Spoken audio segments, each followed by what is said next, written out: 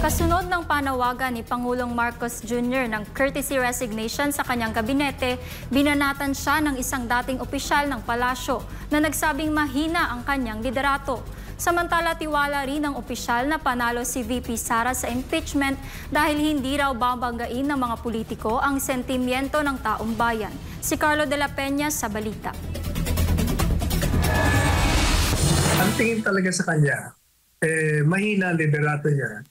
At pinapatakbo ito ng mga nasa likod niyang either kamag-anak o kaalyado. Kaya doon siya nasisira. Ito ang naging komento ni dating Chief Presidential Legal Counsel Attorney Salvador Panelo kaugnay sa uri ng pamumuno ni Pangulong Ferdinand Bongbong Marcos Jr. Kasunod ito ng naging panawagan ni Marcos Jr. ng courtesy resignation sa lahat ng miyembro ng kanyang gabinete. Sa loob daw kasi ng 3 taon ay hindi natutukan ng maayos ng kanyang administrasyon ang mga tunay na isyong kinakaharap ng bansa tulad ng pagtaas ng presyo ng mga bilihin, kriminalidad at mga iligal na droga. Isa sa mga dahilan nito ang pagpili niya ng mga miyembro ng gabinete na may mga pagkakataong pumapalpak sa kanilang ginagawa kaya nasisira siya sa mamamayang Pilipino. Kaya hindi rin naiwasang maikumpara ni Panelo ang uri ng pamumuno ni Marcos Jr. sa dating Pangulong Rodrigo Duterte.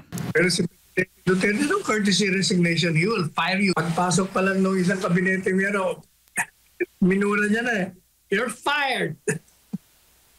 Ganun siya. Yun ang ibang klaseng leader yun. Ang harap-harapan. Samantala pagdating sa napipintong impeachment trial ni Vice President Sara Duterte ay naniniwala ang dating palace official na iisiping mabuti ng mga senador na tatayong hukom ang kanilang magiging desisyon dahil nakasalalay ang kanilang kapalaran sa susunod na eleksyon. Kasi ang taong bayan ayaw sa impeachment eh. At yung mga politiko, hindi nila babanggain ang sentimento ng tao. Kasi maapektuhan ang kanilang political career sa 2028. Dahil dito, ani Panelo, malaki ang tsansa na mailalaban ni Vice President Sara ang nakabinbing impeachment trial laban sa kanya. Most of them will be voting on the basis of their political survival sa susunod na halalan. Kaya panalo niya si Inday Sara.